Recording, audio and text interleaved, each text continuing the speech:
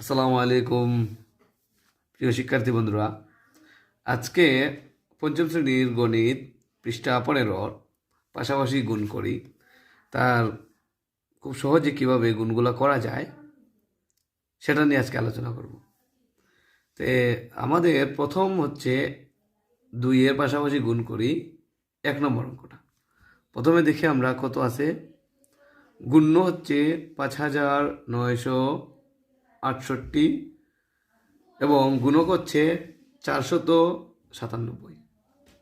আমরা গুণককে অথবা গুণ্যকে ভাঙতে পারি। তো আজকে আমরা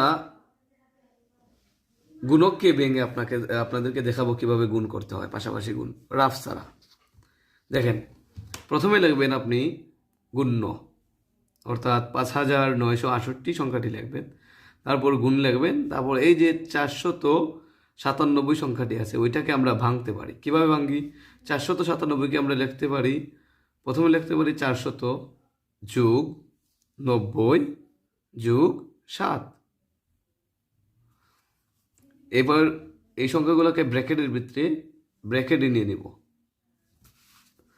তারপর এই যে ব্র্যাকেটের ভিতরের সংখ্যাগুলো আছে ওই সংখ্যাগুলাকে একটা একটা করে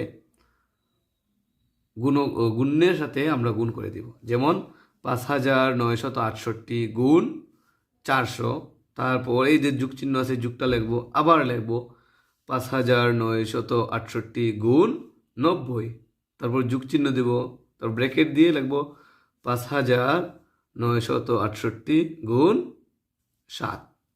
তারপরে একে একে আমরা গুণ করব। আর গুণের ক্ষেত্রে খুব ইন্টারেস্টিং পার্ট হচ্ছে যতগুলো শূন্য থাকবে সবগুলা শূন্য আমরা বসিয়ে ফেলবো। যেমন এখানে 2টা শূন্য আছে, এই জন্য আমরা 2টা শূন্য লিখছি। তারপর দেখেন 4 32, 32-এর 2, এভাবে আমরা গুণ করে দিলাম। সর্বশেষ আমাদের যে গুণফলগুলো আছে সবগুলো যোগ করে দিয়ে অবশেষে আমরা আমাদের কাঙ্ক্ষিত উত্তরটি পেয়ে গেলাম। এভাবে যদি আপনারা অঙ্কগুলা করেন তাহলে আশা করা যায় খুব সহজে রাফ ছাড়া অঙ্কগুলা খুব তাড়াতাড়ি করতে পারবেন। Thank you.